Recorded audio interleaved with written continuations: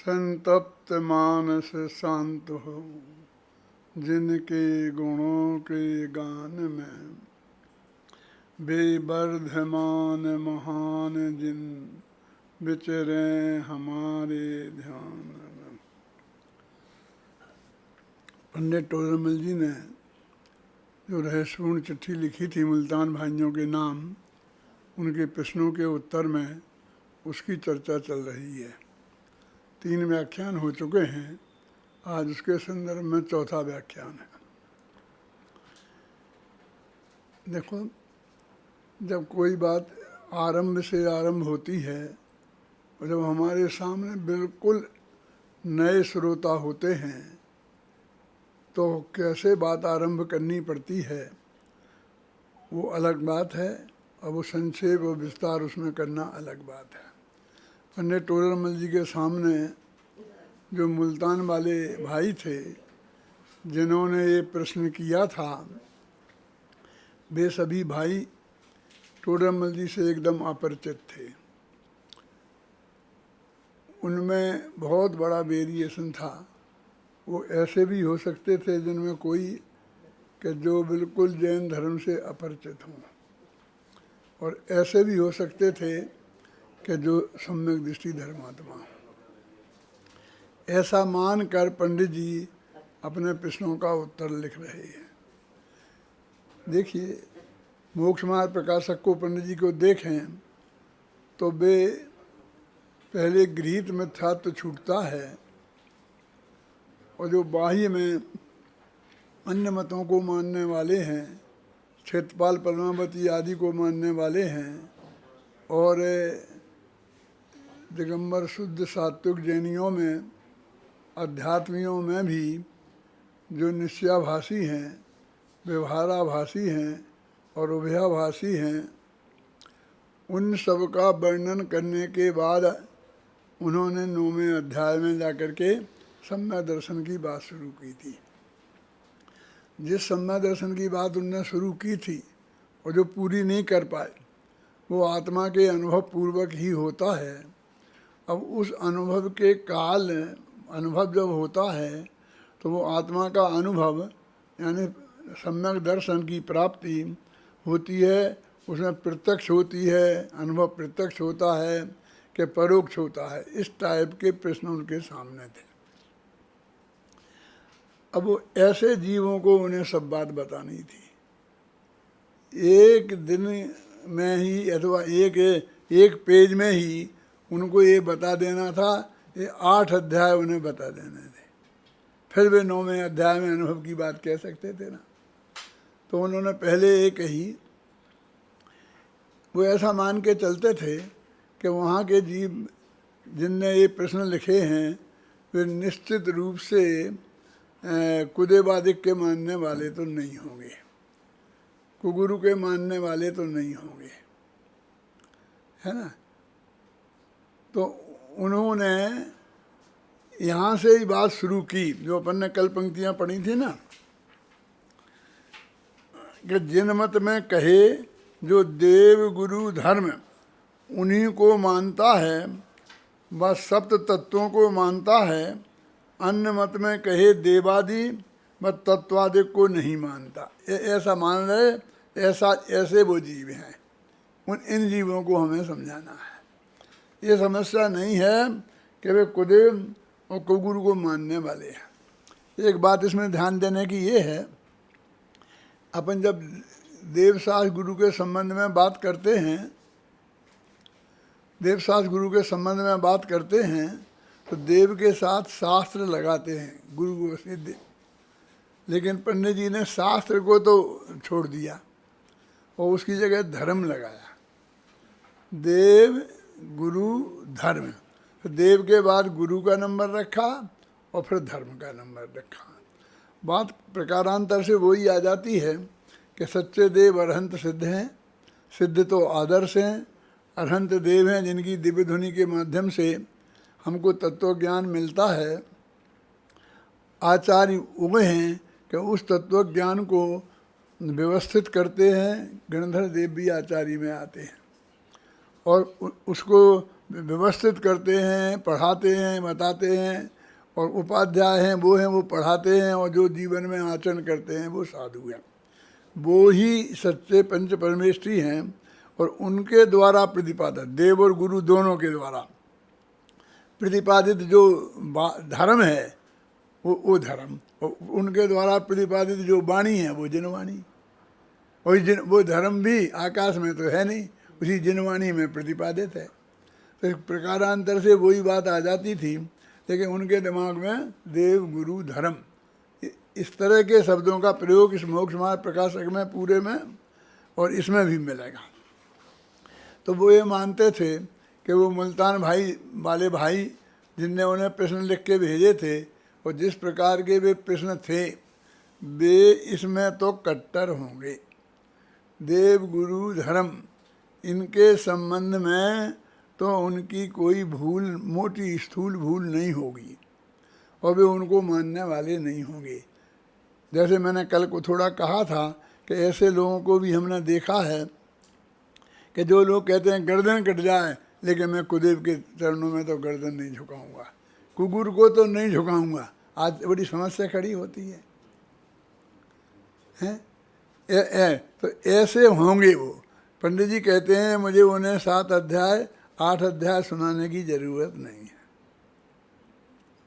क्योंकि उनके प्रश्न जैसे हैं कि अनुभव में आत्मा प्रत्यक्ष होता है कि नहीं, ये बात है। वे तो ये पूछ रहे हैं। तो उन्होंने कहा कि तुम ऐसा समझते हो कि हम देवसास गुरु के देव गुरु धर्म के मामले में एकदम कट्टर हैं, सही है, हम सही समझते हैं, और हम उसको कट्टरता से पालते हैं, और हमारा धर्म के अनुसार ही आचरण है, खान पान उठन बैठन धंधा पानी शुद्ध सात्विक है। ऐसे बहुत लोग होते हैं। तो तुम ये मत समझ लेना कि तुम अनुभवी हो। भाई यहाँ से वो बात शुरू करते हैं। यानी इसके पहले ये इन चीज़ों की आवश्यकता तो है ही, और अपने इस शिविर में इन कक्षाओं के माध्यम से, प्रवचन के माध्यम से वो पूरा मोक्ष मार्ग प्रकाशक, और गोष्ठियों के माध्यम से आज पहला अध्याय, कल दूसरा अध्याय, परसों तीसरा अध्याय, ऐसे पूरे अध्याय 9 अध्याय की चर्चा, 10 दिन का शिविर है ना, तत्व चर्चा के माध्यम से, गोष्ठियों के माध्यम से उन सब की चर्चा होने वाली भी है। अब रहस्यपूर्ण चिट्ठी तो इस चर्चा से जो पूरी तरह परिचित हैं, ऐसा मानकर वो कहते हैं उन लोगों का प्रश्न है कि हम आत्मा का अनुभव कर रहे हैं, तो अनुभव के काल में आत्मा प्रत्यक्ष होता है कि नहीं होता है। ऐसे बहुत से लोग हैं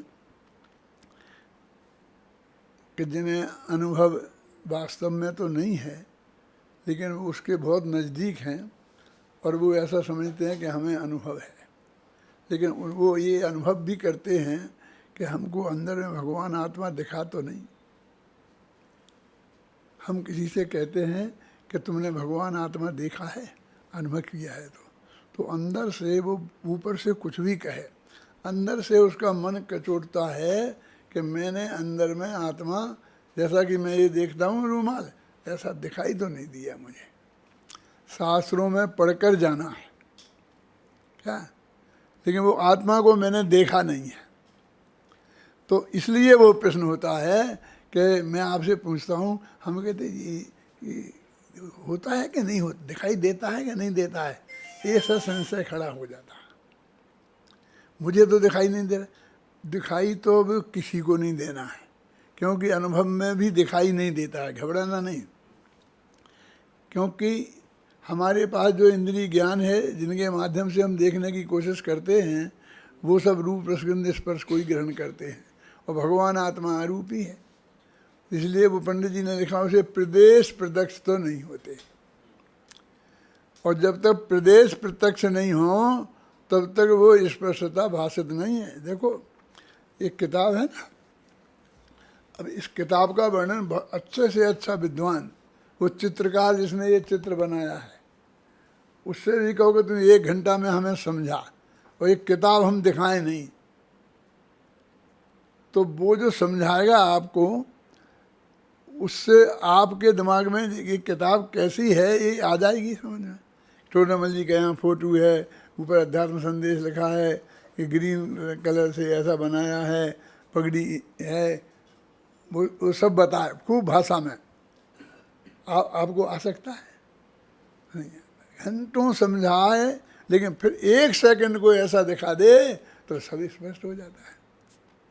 मैं इसलिए बात कहता हूँ कि जब मैं यहाँ नहीं आया था टोडरमल स्मारक भवन में, और यहाँ वेदी प्रतिष्ठा हो गई थी, मुझे निमंत्रण मिला था, लेकिन मेरी एमए की परीक्षा थी तो मेरे पेपर थे, वही 18 मार्च करीब था, और उसमें मेरे उसी दिन पेपर थे, इसलिए मैं नहीं आ सका था। तो यहाँ से खानिया चर्चा नाम की किताब एक छपी थी पंडित फूलचंद जी ने। तो पंडित फूलचंद जी ने उसके आरंभ में भूमिका में ये टोडरमल स्मारक भवन कैसा है इसका चित्रण उन्होंने किया था।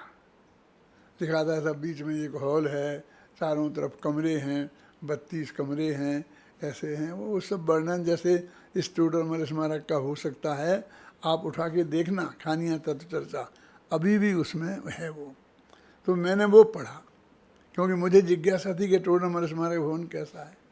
मेरी तो कल्पना ऐसी थी कि बीच में हॉल होगा, फिर चारों तरफ जगह होगी, फिर उसके बाद कमरे होंगे। ऐसा होता है ना बड़ी जगह, हॉल बीच में होता है, फिर बाद में रोड होता है, और रोड के बाद में कमरे होते हैं, ऐसे कमरे होंगे। तो जो मैंने कल्पना की थी उसे पढ़कर जब मैं यहाँ आया और मैंने देखा तो बिल्कुल ऐसा नहीं था, क्योंकि ये तो कमरे हॉल से लगे हुए थे, नीचे थे, ऊपर थे, और वो तो रोड तो बाहर बाद में था। मैं बताऊं कि इतना बड़े विद्वान के द्वारा लिखा हुआ वो टोडरमल स्मारक भवन का परिचय है। अब मैं ये तो नहीं कहना चाहता हूँ कि इतने बड़े विद्वान के द्वारा पढ़ा हुआ, मैं तो बच्चा ही था ना, उसको तुम्हारी उम्र का ही था ना, तो मैं उसको नहीं समझ सका था कि ये क्या है। अब इससे आप अंदाज लगा सकते हैं कि हम अमूर्तिक आत्मा का वर्णन जो हम करें तो उसको समझ पाना कितना कठिन है, वो कितना अस्पष्ट होगा। विशुद्धम परोक्ष प्रत्यक्षम, विशुद्ध ज्ञान को प्रत्यक्ष कहते हैं, और अविशुद्ध ज्ञान परोक्ष होता है। तो वो परोक्ष ज्ञान है, मति ज्ञान शुद्ध ज्ञान। हमें आत्मा का अनुभव भी उससे ही होना है। तो परोक्ष में तो अस्पष्टता रहने वाली ही है, परोक्ष में अस्पष्टता रहने ही वाली है। तो उन लोगों को जो वहाँ के लोग होंगे, हर जगह जो परिस्थिति होती है कि वे जो जिनको अनुभवी मानते होंगे अथवा जो स्वयं को अनुभवी मानते होंगे, उन्हें वो आत्मा उतना स्पष्ट तो दिखाई नहीं देता होगा। तो उन्हें शंका होता है कि भाई हमें आत्मा तो दिखा नहीं। वही तो कहते हैं कि आत्मा में ज्ञान का गेय बने तब आत्मानुभव होता है, सम्य दर्शन होता है। तो उनने इस टाइप के प्रश्न पूछे थे। पंडित जी ये बात समझ गए, इसलिए वो कहते हैं कि कोई आदमी ऐसा मान ले वह कि मेरी देव सा गुरु के संबंध में समझ है वो सही है, और मैं उसी बहुत दृढ़ता से उसका पालन करता हूँ, और मेरा जो खान पान है वो बिल्कुल शास्त्र के अनुसार है, जैसा ये गृहस्थ को होना चाहिए वैसा ही है, उससे कम किसी प्रकार नहीं है। तो मुझे जो आत्मा के दर्शन होते हैं तो वो दर्शन कैसे होते हैं, ये प्रत्यक्ष और परोक्ष की शंका बिल्कुल बहुत ही मनोवैज्ञानिक है। और कैसे भूमिका वाले की ये शंका है समझ लीजिए आप। आपको समझो कि मैं तो देखो 5 साल पढ़ लिया, अब तो मैं तो टॉप पे आया हूँ, सब लोग मेरी बहुत प्रशंसा करते हैं, तो और जो मुझे आत्मा का दिखाई तो देता नहीं है। अब मुझे नहीं दिखाई देगा, मैं क्या समझाऊँ दुनिया को, हैं? ये अनुभव सम्यक दर्शन नहीं है, तब तो ऐसा होना बहुत ही स्वाभाविक है। हो गई, लेकिन होगा वो भी चक्कर में एक दफ़े तो आ जाएगा। ये महत्वपूर्ण चिट्ठी सिर्फ इसी प्रश्न के जवाब के लिए वास्तविक है, और मैं जो इसको पढ़ा रहा हूँ वो मेरा भी वही उद्देश्य है। वहाँ तक पहुँचने में अपन को थोड़ा समय लगेगा, है ना, लेकिन अपने पास जितना समय है उतने में मैं पूरी करूँगा। तो देखिए कि स्वानुभव दशा में प्रत्यक्ष परोक्ष आदि के प्रश्नों के उत्तर, उसमें प्रत्यक्ष परोक्ष के ऐसे ही प्रश्न आपने किए। ये पहला प्रश्न है, और फिर प्रश्न में प्रश्न, प्रश्न में प्रश्न, प्रश्न उत्तर, वो पद्धति थी ना। और फिर पंडित जी की भी आदत थी कि खुद ही प्रश्न उठा उठा करके फिर उत्तर देना। तो वो कहते हैं उसके बारे में मैं लिखता हूँ, अपनी बुद्धि के अनुसार लिखता हूँ। तो पहले वो ये कहते हैं कि आत्मा का अनुभवी कोई जीव है और उसका ज्ञान सम्यक ज्ञान है, तो उसके सम्यक ज्ञानत्व का निर्णय ये लौकिक चीज़ों के सही ज्ञान से संबंधित नहीं है। वो 2 2 5 भी कहे तो भी संबंधित हो सकता है, आत्मानुभवी हो सकता है, और 2 4 कहे तो नहीं भी हो सकता है, क्योंकि वो तो ये सम्यक और मिथ्या नाम तो उस सिद्धांत से अपना जो आत्मा उनको अनुभव में आया, उसमें जो उनका अपनापन हुआ, उससे सम्यक दर्शन का निर्णय होता है, उसमें अपनेपन से।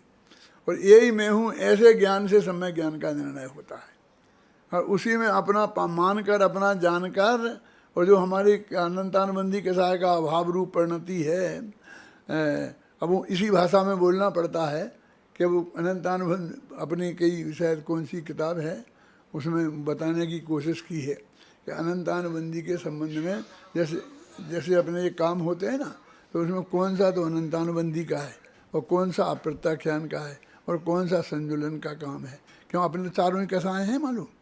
तो अपने ये काम में हम जो अप्रत्याख्यान कसाय का कार्य हो और हम उसे मान लेते हैं अनंतानुबंधी है, कि अनंतानुबंधी का कार्य हो और हम उसे मानते हैं ये तो अप्रत्याख्यान वर्ण के उदय से है। हमको ये के साथ शास्त्र में बताई 5वें गुणस्थान वाले को भी इतना गुस्सा हो सकता है। हम तो भरत चक्रवर्ती को 1 मिनट में लाके खड़ा कर देंगे, चक्र चला दिया। अब चलाया था कि नहीं चलाया था वो बाद की बात, अपन निर्णय करेंगे, लेकिन हमारे पास तो है ना, इतना गुस्सा तो उसे आ सकता है कि सगे भाई पर भी चक्र चला दे। अब एक कौन सिक्का है, अनंतानुबंधी है कि नहीं है? यदि वो अनंतानुबंधी नहीं हो सकता जी, क्योंकि वो सहायक समय दृष्टि थे। तो हम फिर काय को, कौन से गुस्से को अनंतानुबंधी माने?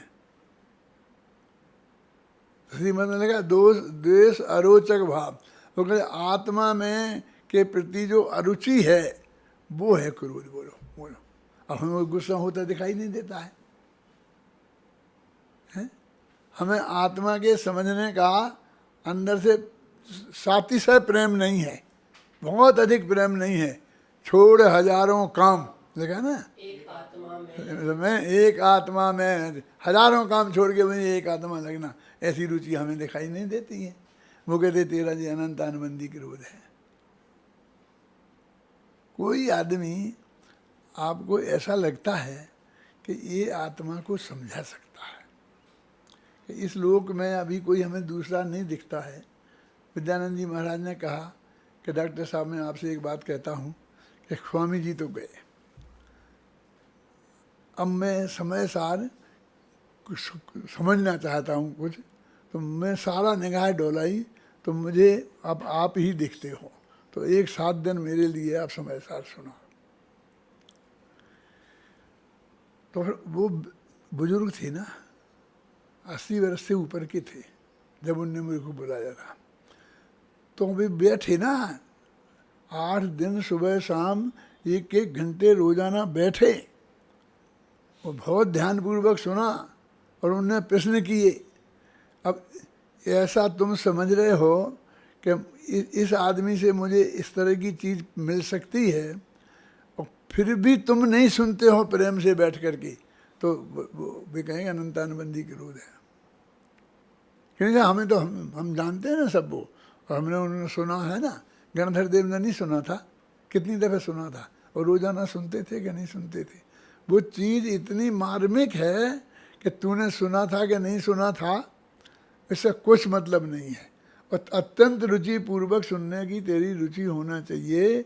अब इसको हम कहें कि तुम्हारा जो अनंतानुबंधी क्रोध है, कौन माई का लाल मानने को तैयार है?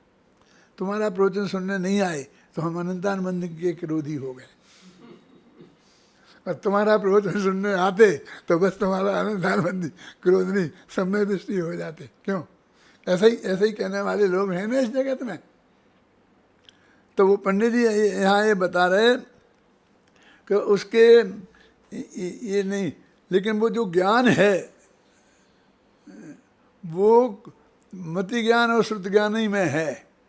अब वो उसका नाम प्रत्यक्ष है कि परोक्ष है वो अभी नहीं कहना चाहते, वो तो आगे बताएंगे। वो कहते केवल ज्ञान का अंश है। यहाँ कहते ना वो जो तेरे पास ज्ञान है वो केवल ज्ञान का अंश है और तेरा काम उससे हो सकता है, तेरा काम उससे हो सकता है। साहब हमको तो केवल ज्ञान तो है ही नहीं, हो गई नहीं। यार केवल ज्ञानी, जिसको केवल ज्ञान होगा वो काय को केवल ज्ञानी का वो पुरुषार्थ करेगा। और मन पर ज्ञान और अवधि ज्ञान तो काम के हैं ही नहीं, क्योंकि वे तो पुद्गल को ही जानते हैं। तो एक अकेला मत श्रुत ज्ञान ही रह गए ना, और वो हमारे पास है। आगम के आधार पर तो ये निर्णय हुआ ना कि वो ज्ञान हमारे पास है कि आत्मा समझा जा रहा है, हम समझ सकते हैं कि सब बात है। तो नोदिया के पास भी है, नहीं उसमें नियम है ना कि सैनी पंचेंद्रीय होना चाहिए, हैं? तो सैनी पंचेंद्रीय भी हम हैं, माने हमारी पूरी पात्रता हम में है। तो फिर यदि मैं सुनने में, समझने में, पढ़ने में रुचि नहीं है तो अनंतानबंदी के उदय से ही नहीं है। अब इस अनंतानबंदी क्रोध को कौन समझाए? पूज्य गुरुदेव सिंह ने पकड़ा इस बात को। और श्रीमद की महिमा उन्हें क्यों आई कि उनने लिखा था द्वेष अरोचक भाव, क्रोध नहीं लिखा। कहते क्रोध, द्वेष शब्द क्रोध के अर्थ में है और अरोचक भाव माने अरुचि, आत्मा की अरुचि ये अनंतानबंदी क्रोध है। बोलो, हम सब इतने विद्वान इतना सब सुनते हैं, मैंने भी कई दफे कहा होगा और नहीं भी कहा हो, लेकिन हमारे कहाँ उस पर हमारा इतना वजन गया है? अभी तक नहीं गया ना कि ये क्रोध, ये असली गुस्सा ये है, इसने हमारे सम्मा दर्शन को रोक रखा है निमित्त की अपेक्षा। तो इस तरह से वो कहते हैं कि नहीं, हमारा जो मत ज्ञान और श्रुत ज्ञान दोनों हमारे पास हैं वो सम्यक ज्ञान है, और वो केवल ज्ञान का अंश में सम्यक ज्ञान रूप परिणमित हो सकते हैं। तो वो कहते हैं कि ऐसा वो जो जीव है, सम्यक दृष्टि जीव, वो उसका ज्ञान सविकल्प और निर्विकल्प दो प्रकार का होता है। इसके बारे में कल मैंने कहा था कि एक तो ज्ञान का स्वरूप ही विकल्पात्मक है, वो तो केवल ज्ञानी को भी है, वो भी निर्विकल्प नहीं है उसके हिसाब से, तो है ना। लेकिन जो हमारा लोक में विकल्प जिस कहते हैं, जो राग मिश्रित विकल्प है, मिथ्यात्व मिश्रित विकल्प है, राग का अर्थ मिथ्यात्व भी होता है। जहाँ राग आदि कहते हैं जो सब आते हैं, शांति जी बता रहे थे ना कल की उस क्लास में कि वो उसमें लिखा है कि जिन्हें कसाय, जिन्हें न हो वे कसाय नहीं करें। तो कसाय में मिथ्यात्व शामिल है। मिथ्यात्व, अवरति, प्रमाद और कसाय, यानी कसायांत, उसका अर्थ कसाय होता है। अब पंडित जी ने उस अर्थ में कसाय अर्थ किया, और इसी को लेकर बड़े बड़े आचार्य आज के वो कहते हैं देखो कसाय से बंद होता है, लिखा है, और जिन्हें बंद नहीं करना वो वे कसाय नहीं करें, इसलिए मिथ्यात्व बंद का कारण नहीं मानते। अब इसमें मिथ्यात्व शामिल है, अब हम कौन सी डिक्शनरी में निकाल के बताएं? ये तुम्हारी श्रद्धा हो, तुम्हारा विश्वास करो साथ, तो तब हम कहें कि इसका अर्थ ये है, तो तुम मानो तो मानो, नहीं मानो तो नहीं मानो। और वे नहीं मानो, उनसे तो ऐसे कह भी नहीं सकते, जितनी दृढ़ता से तुमसे कह सकते हैं उनसे कह नहीं सकते हैं, और वे मान नहीं सकते हैं, है ना। तो वो यहाँ कहते हैं कि शुभाशुभ भाव रूप परिणमित होते हुए सम्यक्त्व का अस्तित्व कैसे पाया जाए। कि जब तुम कहते हो शुभाशुभ भाव दोनों को हे मानता है, उपादेय नहीं मानता है, करने योग्य नहीं मानता है, और फिर वो हो रहा है उसकी पर्याय में, खुद की में, और जिसको संबंधिष्टि मानता है उसकी में, चाहे वो खुद को हो चाहे उसको लो। खुद की तो हम कह नहीं सकते गारंटी से वो संबंधिष्टि है, लेकिन संबंधिष्टि के शुभाशुभ राग, इतना राग बढ़ता है, इतना पंचेंद्रिय के विषयों में इस तरह से लगा हुआ है, और हर कीमत पे उसे पंचेंद्रिय के विषय चाहिए, है ना, तो हम उसको नहीं मान सकते हैं कि वो सम्मान ऐसा नहीं। देखो कई बातें ऐसी हैं, भरत चक्रवर्ती के बाद फिर बीच में आ जाता है, क्यों तो मैं कहता हूँ आपसे कि ऐसे भी लोगों को मैंने कहते सुना है कि जब वे गए और जिस राजा ने मना किया तो उससे कहा कि हम चढ़ाई करेंगे, इसको मार डालेंगे, ले लेंगे, छीन लेंगे।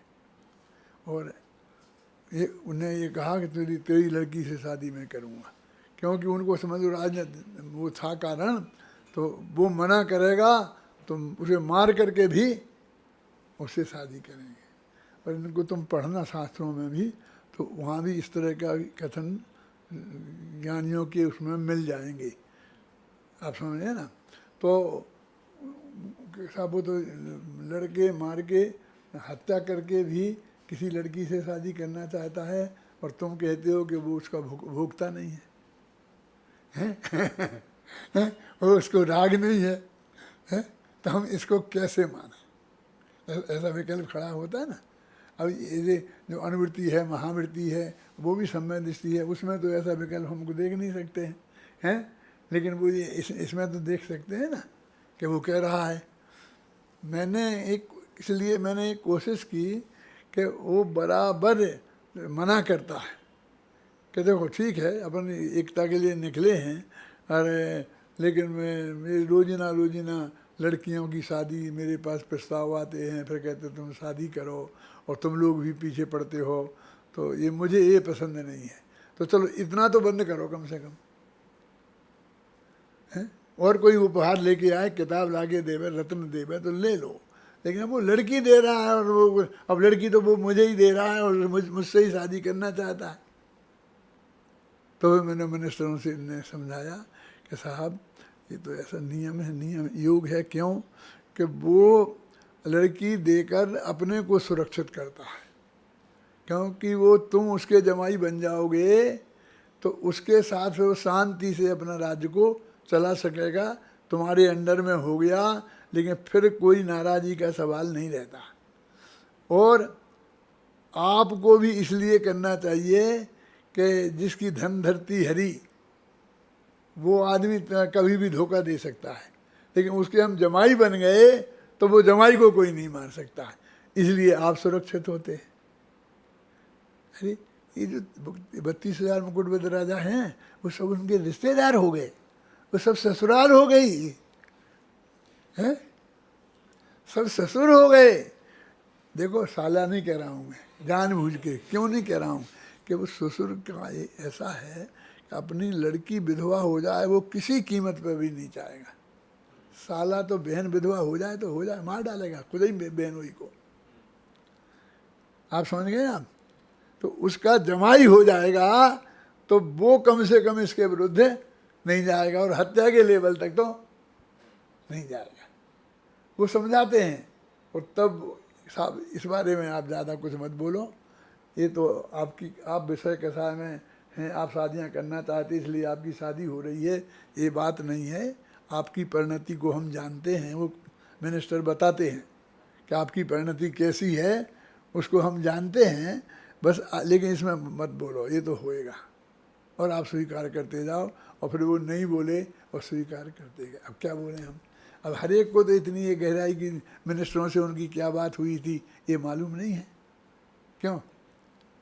और शास्त्र में भी कहीं नहीं लिखी है, फिर तुम्हें कैसे मालूम पड़ी, हमें कैसे मालूम पड़ी? ख्याल में आई ना? यही तो हम कहते हैं, इसलिए तो भरतेश को पढ़ने की ज़रूरत है। अब तुम हमसे प्रमाण पूछोगे हैं कि कौन से शास्त्र में लिखी, अरे किसी शास्त्र में लिखी होती तो हमने लिखते ही नहीं किसी में नहीं लिखी है इसलिए तो लिखा। मैं तो पहले ऐसे बोला करता था कि किस शास्त्र में लिखी है, मैं बोलता था तो मैं कहता था उस शास्त्र में लिखी जो मैं लिखूंगा उस वक्त भरोसा भी नहीं था कि मैं लिख पाऊंगा कि नहीं है, लेकिन ऐसा मेरे मुंह से निकलता था कि उसमें लिखी है कि जो मैं लिखने वाला हूँ उस शास्त्र में लिखी है, देखना पड़ेगा तो हैं। अब ये ऐसे लोग भी हैं, इसमें ये तो क्या, ये पंडित का लिखा हुआ है, हम तो जानते हैं उन्हें, हमने तो उन्हें चाय पीते देखा है हैं? और चाय पीने वाला भी कोई ऐसा लिख ले उसका बाद भी प्रमाण हो सकता है, क्यों कह सकता है कि नहीं, और कोई वो भी कह सकता है कि नहीं साहब बिल्कुल हैं। यदि हम ऐसे ज्ञानियों के वचन, पंडितों के वचनों को नहीं मानेंगे तो फिर टोडरमल जी का भी नहीं मान सकेंगे, फिर जयचंद जी छाबड़ा का भी नहीं मान सकेंगे, फिर बनारसी दास का भी नहीं मान सकेंगे, फिर पंडित आसाधर जी, मैंने जितने भी विद्वानों के द्वारा लिखी हुई चीज़ें हैं वो सब प्रमाण हो जाएंगी, तो मानना पड़ेगा। मेरा मतलब कहने का अर्थ ये है कि जिसको उपलब्धि होनी है 5 समवाय आए हैं वो तो मान लेगा, और नहीं आया तो उससे बचने की तो 1000 उपाय है। फिर वो जो कहते हैं कि ऐसे शुभ शुभ परिणाम रहेंगे और सम्यक दर्शन जीव के, तो फिर अब ये पहला प्रश्न शुरू हुआ। यहाँ प्रश्न हो सकता है कि ये उनका ही प्रश्न हो और ये भी हो सकता है पंडित जी ने उठाया हो, क्यों देखा ना कि शुभाशुभ भाव रूप परिणमित होते हुए सम्यक्त्व का अस्तित्व कैसे पाया जाए, है? ये प्रश्न है। अब इस प्रश्न का उत्तर पंडित जी ने वो गुमास्ता माना मुनीम के आधार पर दी। आज का मुनीम नहीं समझना तुम, आज का जो मुनीम क्लर्क होते हैं ना, अकाउंट लिखने वाले, वो मुनीम नहीं, तो कैसा मुनीम मालूम? आपके 100 ही बरस पहले हमने ही देखा है, ये बड़े बड़े सेठ होते थे, तो ये सेठ अपने ऑफिस खोल देते थे जगह जगह। अब आजकल की भाषा में ऑफिस नहीं, पहले दुकानें खोलते थे। जैसे सर सेठ हुकुमचंद थे तो 10 गाँवों में दुकानें खोल दी। भागचंद जी सोनी थी, इनकी एक दुकान आगरा में थी, एक मुरैना में थी, एक खंडवा में थी, एक अजमेर में थी, भीलवाड़ा में थी, हर गांव में दुकानें थी। और उस पर एक आदमी को हेड बना करके बैठा देते थे। ये नेमीचंद जी पाटनी जो अपना मंत्री जी थे, इनके पिताजी आगरा की दुकान के हेड मुनीम थे, आप समझ गए ना। लेकिन बिल्कुल कोई नहीं जानता, सब जानते सेठ जी हैं, इन्हीं का सब कुछ है, समझे। और फिर वो तनख्वाह भी कैसे देते थे मालूम? तुम 54 के हिस्सेदार, अकाउंट बनाना तुम्हें और 4 आना की मुनाफा तुम्हें, वर्किंग पार्टनर बोलते थे उसे। पूंजी के पार्टनर वो और ये वर्किंग पार्टनर, ऐसे सारे मुनीम ऐसे ही थे। और वो जाकर के सारे सेठ जैसे ही रहते थे, सेठ जैसा ही व्यवहार करते थे। उनको ऐसा नहीं था कि इतने बजे पहुंचना, इतना ये करना, भाई और मुनीम रख लें, वे और 4 मुनीमों को रख लेते थे, चाहे वो एक लाइन भी नहीं लिखे मुनीम, आप समझ गए ना। वो पूरी दुकान की जिम्मेवारी उनकी रहती थी। वो तो सेठ जी तो अंत में 1 साल में देखते थे कि कितना मुनाफा हुआ, कि इस दुकान ने हमें इतना पैसा कमा के दिया, और जिसमें उसका भी 4 आने का काट दो, समझ गए ना। वो बस वो तो वो दुकान चलती रहने दो, उन्हें इतना कमाई हो रही है वो चलती रहने दो। अब उनने क्या किया उन्हें कोई लेना देना नहीं। अब ऐसा गुमास्ता लेना तुम, उदाहरण पंडित जी के ज़माने का लेना ना, माने इतना वो ऐसा साधारण आदमी नहीं है, तो वो ऐसे ही बोलते हैं हम ऐसा नहीं कर सकते, हम इस भाव नहीं दे सकते, हमें घाटा हो जाएगा, हम ऐसा। वो बिल्कुल भाषा सेठ जैसी ही बोलता है। यदि आपका पैसा समय पर नहीं आया तो हम दावा कर देंगे, हमसे बुरा कोई नहीं समझना है। वो इस तरह जैसा नहीं कि एक मेरा मुनीम हूँ, मुझे को क्या लेना देना है, जब पैसा जाएगा तो सेठ का जाएगा, मेरे बाप का क्या जाता, ऐसा नहीं है। वो सचमुच उसकी ऐसी परिणति होती थी। वो पूरी बुद्धि से लगाकर, जैसे अपनी ही दुकान है इस तरह से वो चलाता था, कमाता था, बताता था, तो वो मुनीम। अब वो पंडित जी कहते हैं कि उस मुनीम, ऐसे मुनीम उस वक्त होते नहीं थे बेईमान, लेकिन वो कहते ऐसा यदि मुनीम के मन में ये पाप आ जाए तो वो मुनीम ही नहीं है, समझ गए ना। देखो पढ़ो, जैसे कोई गुमास्ता सेठ के कार्य में प्रवर्तता है, उस कार्य को अपना भी कहता है, हर्ष विषाद को भी प्राप्त होता है, घाटा हो जाए तो दुखी भी होता है, मुनाफा हो गया तो खुश भी होता है। उस कार्य में प्रवर्तते हुए अपनी और सेठ की जुदाई का विचार नहीं करता। ये वो मुनीम की परिभाषा है जो मैंने वो समझाया ना तुम्हें, हैं? जुदाई का विचार नहीं करता, विचार एकता का करता है। एक है, हम हैं, हमारा काम है, एक है। अब हम अशोकनगर में थे ना, वहाँ ऐसी 2-4 दुकानें थी। एक खुरई के सेठ थे, उनकी दुकान थी, और उसमें एक धर्मचंद जी ऐसे ही हेड मुनीम थे। और वो इतने थे कि सारे गांव में सबसे ज़्यादा उनकी चलती थी। सब लोग उनसे चंदा लेने जाते थे तो सबसे ऊपर उनका नाम लिखा जाता था। और सेठ धर्मदास जी, हम सेठ धर्मदास जी आए थे।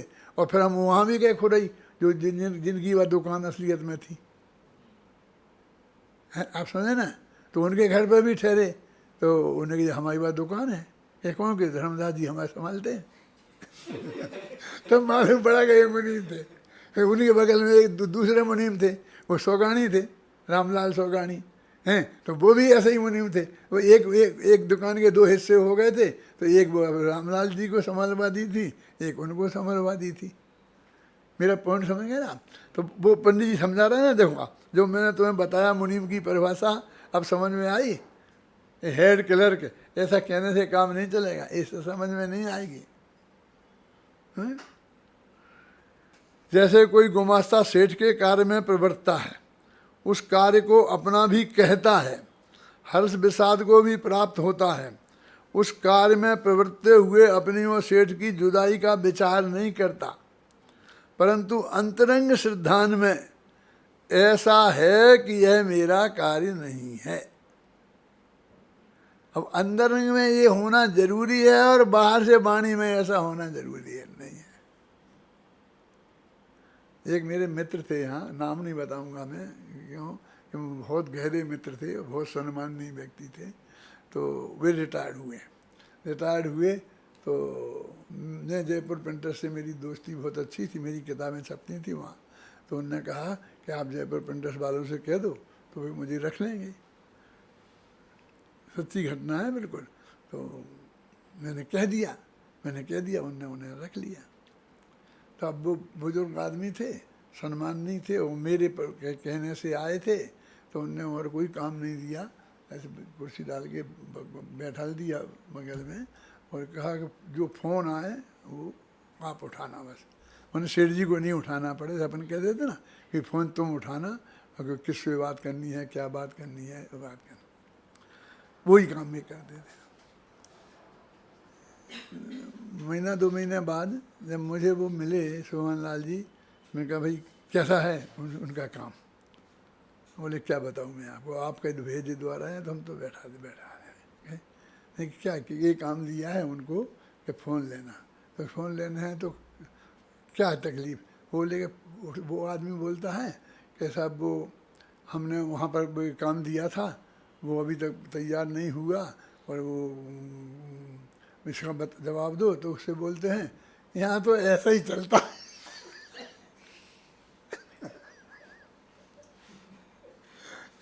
यहाँ कोई तो आपकी सुनने वाला नहीं है। यहाँ तो आपको कहा है कि उन्होंने कह दिया था कल मिल जाएगा, 3 दिन में बाद मिल जाए तो समझ लेना कल ही मिला। बोले ऐसा बोलते क्या करें? वो बहुत होशियार थे, सज्जन थे, और गवर्नमेंट से रिटायर हुए थे, लेकिन इस बात को नहीं समझते थे। मैं इनने मालिक बना के बैठाया है मुझे, वो प्रेस की जिम्मेवारी से मुझे जवाब देना है। ख्याल में आई ना? यहाँ तो ऐसा ही है, ऐसा बोले। मैं आपको ऑर्डर दिया था तो कि उसने इतनी किताबें भिजवा देना, तो वो किताबें साहब मिली नहीं है। तो मेरे पास फ़ोन आया तो मैं ये कहूँ देखूँगा, पूछता हूँ, मैं भिजवा हो नहीं हो जाएगी दबाना। वो कहते हमारे यहाँ तो ऐसा ही होता है। तो वो आप समझ गए ना, टोटमल जी कहते ऐसा कोई मुनीम न समझ ले। देखो अंतर मेरा कार्य नहीं, अंतरंग में ऐसा कार्य करता गुमास्ता साहूकार है। वो मुनीम भी सेठ है, साहूकार है, अंदर में नहीं माने अपना, और बाहर में व्यवहार में कहीं ऐसी बात नहीं करे कि ये अपना नहीं है। यदि वह सेठ के धन को चुरा कर अपना माने तो गुमास्ता चोर होए। माने की बात है, चुरा के ले तो कहाँ जाएगा मालूम। ये सब वो जो मुनीम होते थे ना, ऐसे जो पार्टनर होते हिस्सेदार, तो उनको साल में मुनाफा मिला, मान लो 50,000 रुपया मिला, मुनाफा मिला, तो वो क्या करते थे, इतना खर्चा हो जाता था वो तो उठाते रहते थे साल में। तो हमने उनने साल में देखा अपनी की दुकान में से हमने 10,000 उठा लिए थे, वो खर्चा हो गए और 40,000 मेरे बचे थे। एक साल भर में वेतन का हिसाब करते थे, तो यहीं जमा कर दो 8 आना सैकड़े पे। जो अधिकतम ब्याज देते थे वो दुकान वाले उन बाजार वालों को, तो मुनीम जी को भी वो देते थे, आप समझ गए ना।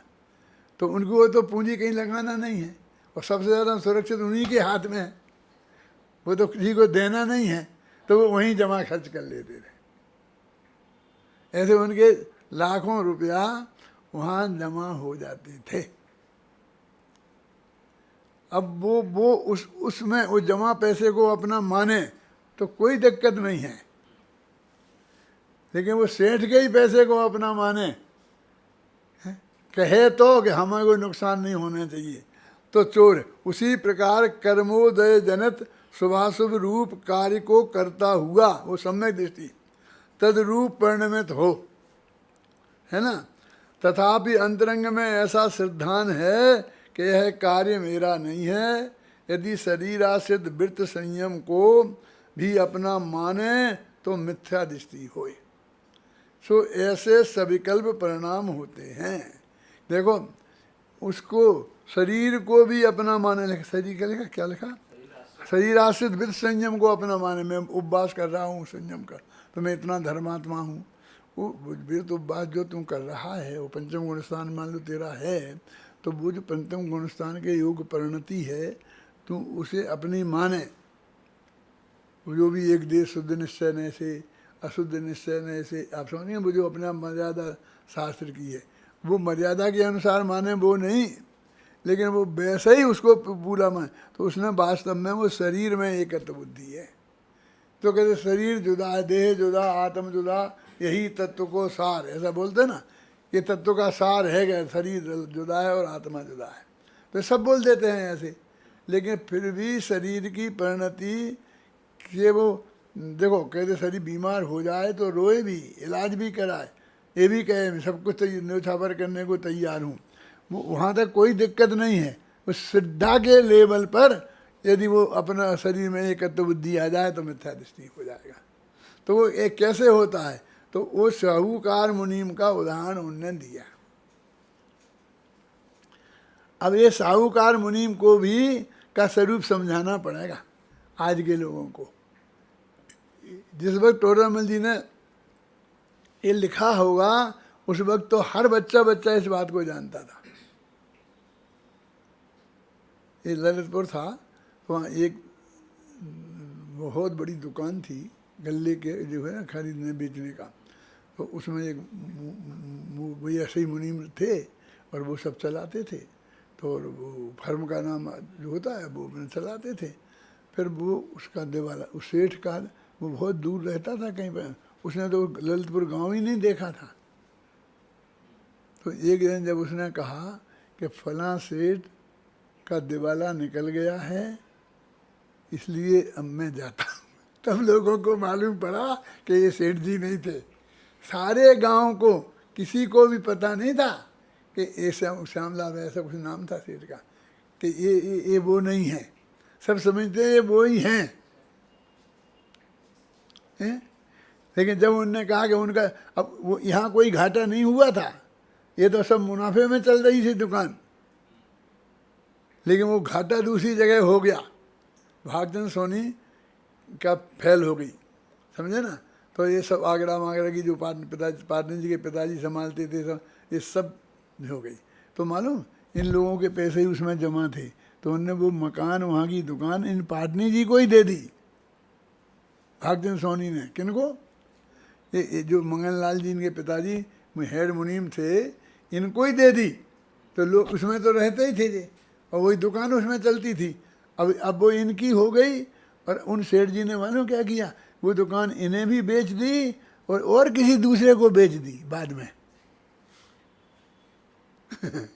हैं? फिर वो उसने इन पे दावा किया कि ये खाली करो हमारी दुकान, लेकिन हमें तो बेच दिया हुआ है। तो केस चला, इलाहाबाद हाई कोर्ट तक केस गया, 700 पेज की फाइल बनी और 10-20 वर्ष में निपट के उन्हें वो मकान उनके हाथ में रहा। क्या ऐसा होता था?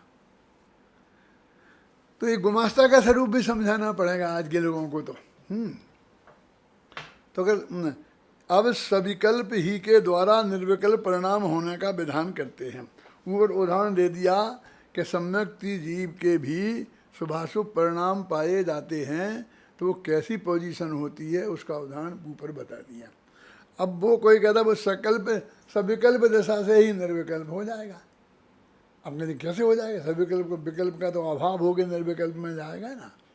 अपने गुरुदेव से ही फरमाते हैं इस बात में कि भाई शुभ भाव का अभाव हो करके शुद्ध भाव होता है ना, अशुभ का अभाव हो के शुभ भाव होता है।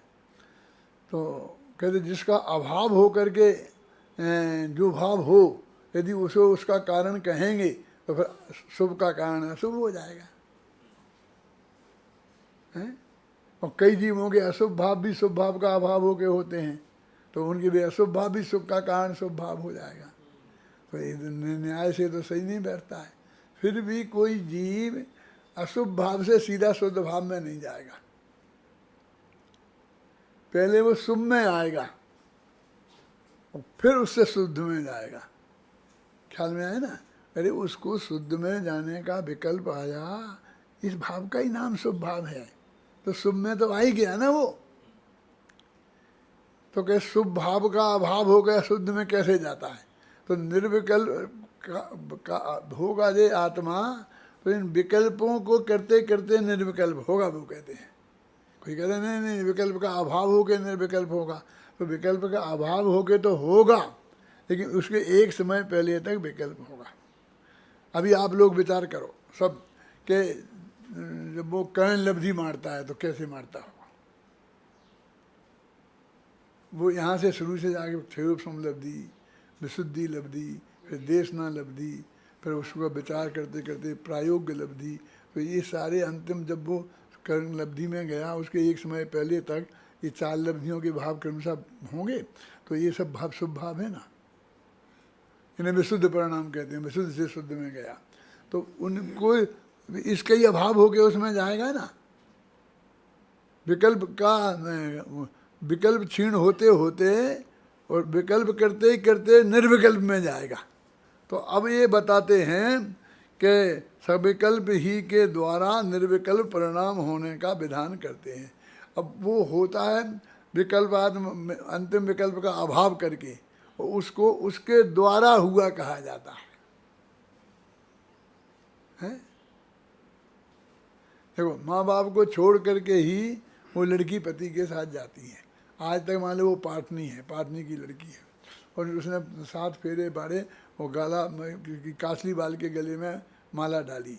तो वो कासली बाल की माला गले में डाली तो वो पाटनी ने डाली ना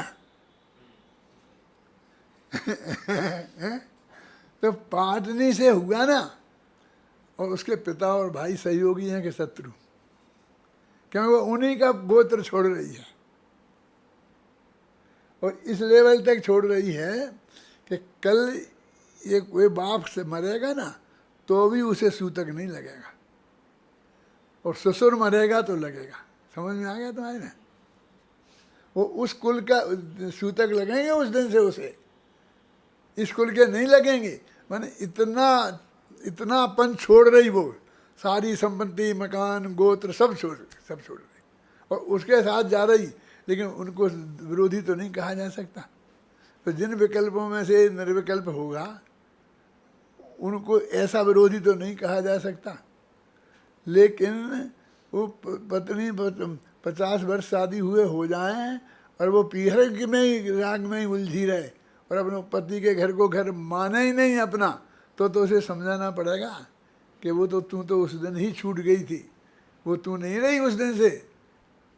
तो ये भी समझाना पड़ेगा, यदि वो उससे निर्विकल्प का कारण सविकल्प को मान ले तो सविकल्प की अवस्थाओं में कैसे कैसे विकल्प आते हुए वो निर्विकल्प होगा, तो वो सविकल्प होते होते होते होगा क्षीण होते होते, और उसको ही कहेंगे हम सविकल्प से निर्विकल्प, और उसको ही कहेंगे सर्वविकल्प का अभाव करके निर्विकल्प। एक ही चीज़ दो तरीके से कही जाती है, ख्याल में आई ना। उस बारीकी को हमें गहराई से पकड़ना होगा, समझना होगा। देखो वही सम्यक्ति कदाचित स्वरूप ध्यान करने को उद्यमी होता है, कदाचित माने कभी, है ना। वहाँ प्रथम भेद विज्ञान का स्वपर का करे, देखो ये आगे पहले स्वपर भेद विज्ञान करेगा, मैं जुदा हूँ आत्मा जुदा है। फिर नो कर्म द्रव्य कर्म भाव कर्म से रहित केवल चैतन्य चमत्कार अपना स्वरूप जाने, ये बहुत संक्षेप में निपटा दिया उनने स्वपर का भेद विज्ञान करे में। और आप कहो तो बहुत लंबा लंबा कर सकते हो, देह से भिन्न, राग से भिन्न, पति से भिन्न, पत्नी से भिन्न, मकान से भिन्न, जायदाद से भिन्न, फिर राग से भिन्न, केवल ज्ञान से, ऐसे कितने दिनों में ला सकते हो धीरे धीरे जा करके। पश्चात पर का विचार भी छूट जाए, विचार करते करते विचार छूट जाए, विचार बंद, आप समझ गए ना। विचार बंद करने का विकल्प हो तो वो क्या है, वो विचार है ना। हम कह सकते हैं विकल्प का अभाव करके किया, लेकिन विकल्प का अभाव करना वो भी विचार का अभाव करना है। आगे ख्याल में क्या नहीं, केवल स्वात्म विचार ही रहता है। वहाँ अनेक प्रकार निज स्वरूप में अहम बुद्धि धरता है, अपने में ए मैं हूँ, ए मैं हूँ। अनेक प्रकार माने चिदानंद हूँ, शुद्ध हूँ, सिद्ध हूँ इत्यादि विचार होने पर, अभी तो ये भी विचार ही है ना, सहज ही आनंद तरंग उठती है। उठाता नहीं है, वो आनंद तरंग उठाता है, वो तो उठती है आनंद तरंग, समझ गया ना। कि साहब मुझे वो नहाऊंगा तो बहुत अच्छा लगेगा, तो मैं रोमांच हो जाएगा, तो मैं रोमांच कर लूँ। ऐसे रोमांच किया नहीं जाता है, रोमांच तो होता है, समझ जाए ना। कोई खुशी का समाचार सुने तो अपन को प्रसन्नता होती है, वो की नहीं जाती है ना, रोमांच हो आता है। तत्पश्चात ऐसा विचार भी छूट जाए, केवल चिन्मात्र स्वरूप भासने लगे। वहाँ सर्व परिणाम उस रूप में एकाग्र होकर प्रवर्तते हैं। दर्शन ज्ञानादिक का और नए प्रमाणादिक का भी विचार विलय हो जाता है। अब एक वाक्य में पंडित जी ने, एक वाक्य माने एक पैरा में तीन सात लाइनें हैं ना, इनमें उनने यहाँ से वहाँ तक पहुँचा दिया। अभी पंडित जी की भाषा इस तरह की है कि एक आदमी को भी विरोध नहीं होगा, और हम यहाँ से शुरू से ही डंडा मारते जाएँ, डंडा मारते जाएँ, केवल ज्ञान से भिन्न आत्मा समझाएं।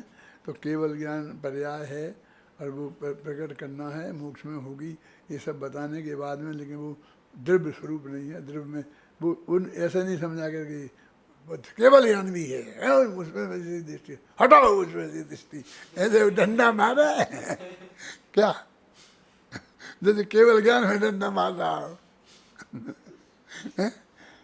फर्क समझ जाए ना। तो टोडरमल जी से वस्तु का स्वरूप भी सीखना और उनकी प्रतिपादन शैली में वो भी देखना, कितनी विनम्रता, कितनी उसकी आवश्यकता है। ये ऐसा होता है कि हम जरा भी उसके नम्रता के साथ में निषेध करें तो वो निषेध नहीं मानता है। तो हमारी वाणी में ये ताकत होनी चाहिए कि वो निषेध भी पूरी तरह हो जाए और उसमें वाणी में भी कोई गड़बड़ नहीं हो, है ना। जो गवर्नमेंट ने नियम बना दिया है कि 50 आदमी से ज़्यादा आप नहीं बुला सकते हो शादी में, इसलिए भाई साहब हम तुम्हें नहीं बुला पाएंगे। क्यों? ये बोले कि नहीं बोले? अपने 4 बेटियां हैं, 7 बेटियां हैं, फिर उनके ससुर हैं, फिर उनके जमाई है, फिर ये हैं, ये हैं। हमारा एक निवेदन है कि आप बेटी जमाई को भेज देना हमारे पास, हम आपको नहीं बुला सकते। मालूम? इस बात को अत्यंत प्रेम पूर्वक भी कही जा सकती है। तुम हो कौन हमारे? तो बेटी जमाई हमारे हैं, बस आ जाएंगे, ऐसे भी कहा जा सकता है। इस टोडरमल जी की भाषा में जो तत्व का प्रतिपादन है उसको हमें देखना चाहिए। ये बहुत महत्वपूर्ण पैरा है। इस पे अपना कल भी चर्चा करेंगे, फिर आगे बढ़ेंगे।